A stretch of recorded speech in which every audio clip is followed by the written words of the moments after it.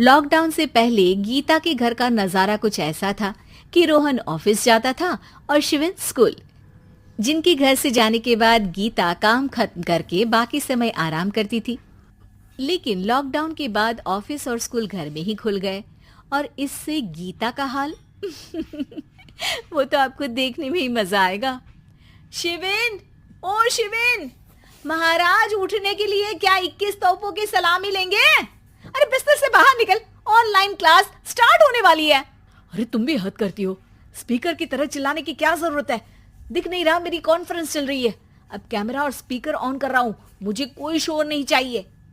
इस पर जैसे ही रोहन लैपटॉप का कैमरा और स्पीकर ऑन करता है तभी कुकर की सीटी बजती है।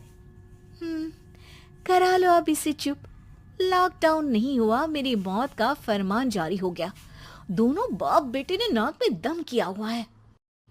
ऐसा बोलकर गीता वहां से शिविन के कमरे में पहुंच जाती है, जहां शिविन अभी भी सो रहा होता है।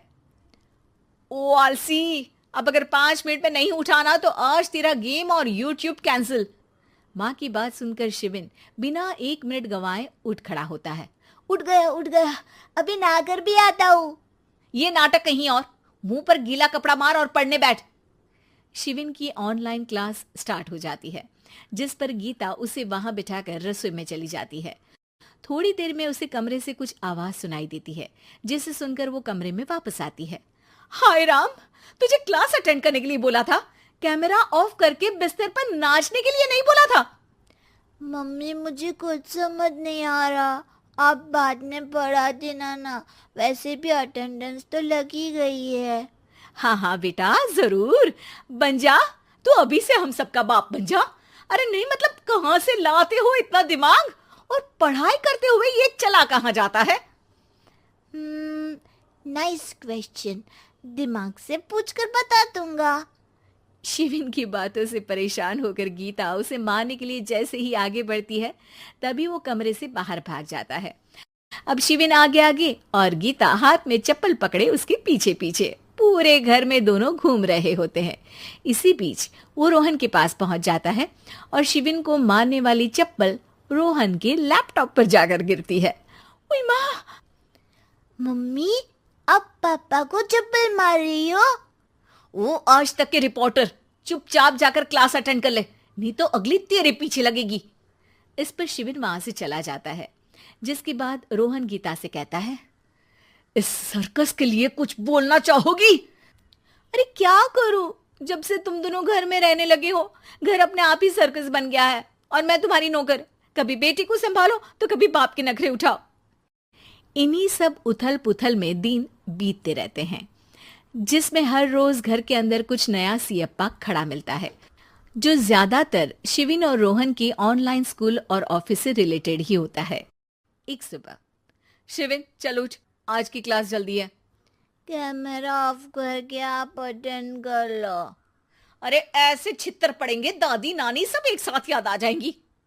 गीता की लाख मशक्कतों के बाद क्लास तो खत्म हो जाती है, लेकिन उसके बाद शिविन फोन इस्तेमाल करते हुए इंस्टाग्राम रील बनाने लगता है। रसोड़े में कौन था? तुम थी, मैं थी, कौन था? कौन था? हाँ, मैं गरीब हूँ। अरे ओ गरीब के बेटे, आजा, मैं बनाती हूँ तुझे गरीब। मैं बताती हूँ रसोड़े में कौन था। पढ़ाई करने बोलो तो इनकी माँ मर जाती है, और ये पागलपंतियां जितनी मर्जी करा लो। गीता शिविन को डांट रही होती है, तभी रोहन बीच में बोल पड़ता है। अरे बच्चा ही तो है, इतना गुस्सा क्यों कर रही हो? बेटे का साथ देने की इसी एक कोशिश में अब शिविन के साथ साथ रोहन भी गीता के गुस्से की सूली पर चढ़ जाता है। अगर बेटे पर इतना ही प्यार आ रहा है तो इसे क्लास अटेंड क्यों नहीं कराते, इसका होमवर्क क्यों नहीं कराते? उस समय तो बहुत जल्दी मीटिंग आ जाती है, वो काम मैं करूं और यहाँ इस बेफिजुली की चीज में तरफदारी करके बन जाओ महान। हे भगवान, कोई तो इनके ऑफिस और स्कूल खुलवाओ, मैं इन्हें और घर में नहीं सह सकती। अरे कुछ और मांग लेती, क्योंकि तुम्हारी ये विश इस साल तो पूरी होने से रही, कोरोना। हाय नास पिटे ने जिंदगी ही बर्बाद कर दी। खाए कोई पचाए कोई, कल मुझे चुन चुन कर सबको मेरी बद्दुआ लगेगी। उन्होंने दुनिया का और इन बाप बेटे दोनों ने मेरा जीना मुश्किल कर दिया। गीता वहां से चली जाती है, जिसके बाद रोहन शिविन से कहता है, अरे तुम्हारी मम्मी इतनी भड़की हुई क्यों है?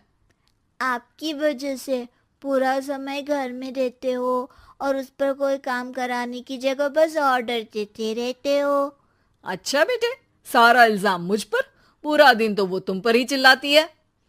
हाँ, मतलब दोनों का 50-50 है, कुछ करना पड़ेगा। वो कहते ना, make the best out of worst. I have an idea. वैसे तुम्हारी माँ सही कहती है, बहुत जुबान चलाने लगे हो, कम बोला करो।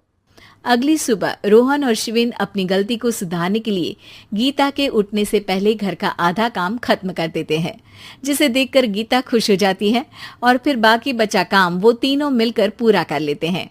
जिसके बाद अब वो सब मिल बांट कर हर काम में एक दूसरे की मदद करते हुए लॉकडाउन का मजा लेने लगते हैं।